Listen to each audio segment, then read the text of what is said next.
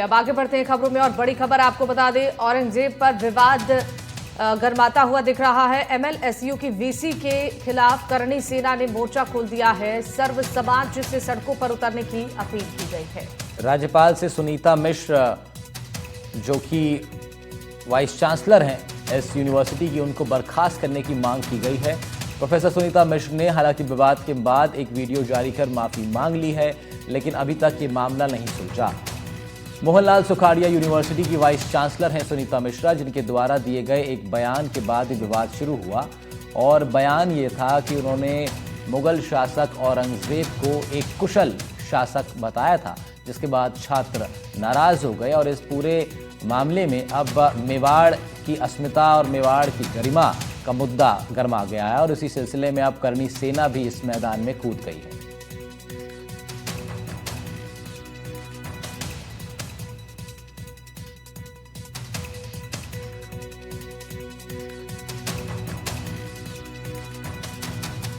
तो राजपूत करणी सेना ने कुलपति की बर्खास्तगी की मांग को लेकर मेवाड़ के सम्मान की रक्षा के लिए सर्व समाज से सड़कों पर उतरने का आह्वान किया है। कुलपति सुनीता मिश्रा के माफीनामे पर करणी सेना के पदाधिकारियों ने यह साफ कहा है कि उन्हें माफी स्वीकार्य नहीं है।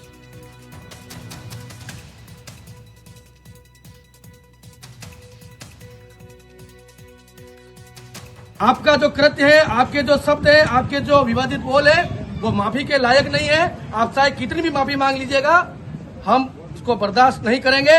हमारा सबका मेवाड़ वासियों का एक ही उद्देश्य है, एक ही मांग है, मेवाड़ छोड़ के कुलगुरु उदयपुर से तत्काल प्रभाव से जाए। और ये अल्टीमेटम राजस्थान सरकार, केंद्र सरकार, राजभवन, राजस्थान उदयपुर से निवेदन है कि तत्काल प्रभाव से निर्णय लिया जाए। मेवाड़ में जिस प्रकार की जो वीसी ने जिस प्रकार से अपशब्द बोले हैं, उसके लिए आज हम एक प्रेस कॉन्फ्रेंस करें, उसमें आप सबको हमने इनवाइट किया था और हमने इस प्रेस कॉन्फ्रेंस के माध्यम से सारे हिंदू संगठन को यहाँ बुलाएं, उनसे राय किए और हमारा अल्टीमेट 100% श्योर हो गया है कि 10 दिन बाद, 10 दिन का सरकार को समय है, 10 दिन के अंदर अगर इसको यहाँ से बर्खास्त नहीं किया गया तो उदयपुर बंद का ऐलान करते हैं।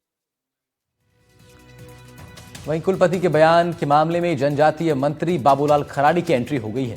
उन्होंने इस पूरे प्रकरण पर प्रोफेसर के खिलाफ कड़ी कार्रवाई करने के साथ उन्हें पद से हटाने तक की मांग कर दी है। कुलगुरु के खिलाफ कड़ा एक्शन हो ताकि आगे कोई भी मेवाड़ में इस तरह का विवादित बयान देने से बचे, ये कहा है मंत्री जी ने।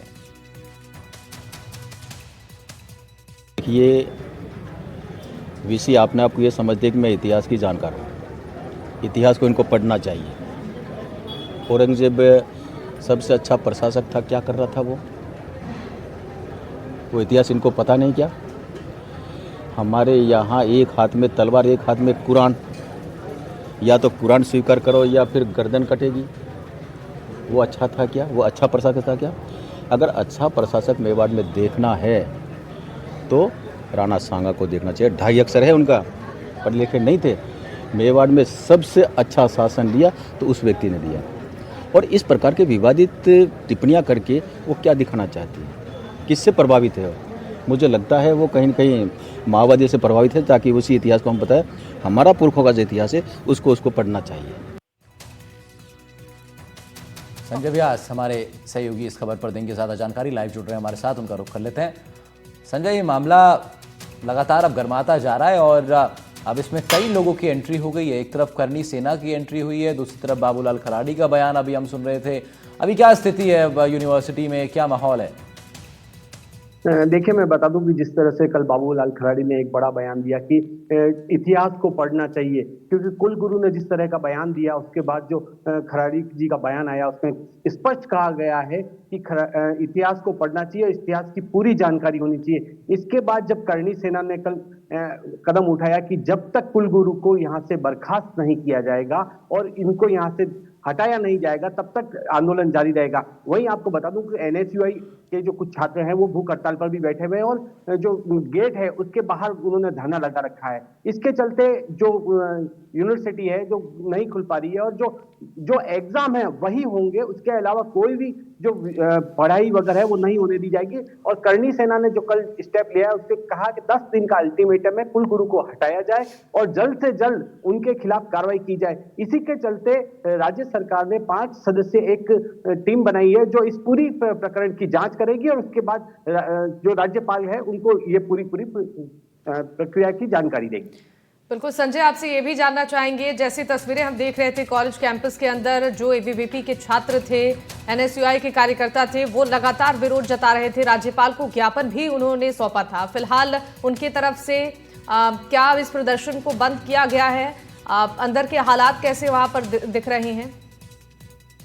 देखिए, जिस तरह से अभी तक चल रहा है उसमें ये लग रहा है कि एनएसयूआई अभी लगातार वो प्रदर्शन कर रही है और एनएसयूआई का कहना है कि जब तक कुल गुरु की बर्खास्तगी नहीं होती है तब तक हमारा आंदोलन जारी है, क्योंकि भाजपा की सरकार है और एबीवीपी भी इस पूरे मामले में कूदी हुई है। तो लगातार यही हो रहा है कि जो कॉलेज है उनको बंद कराया जा रहा है और धरना प्रदर्शन जारी है। लेकिन थोड़ा सा मामला शांत हुआ है कुछ, लेकिन इसके यह नहीं कह सकते कि पूरी तरह से ये पूरा मामला शांत हुआ है।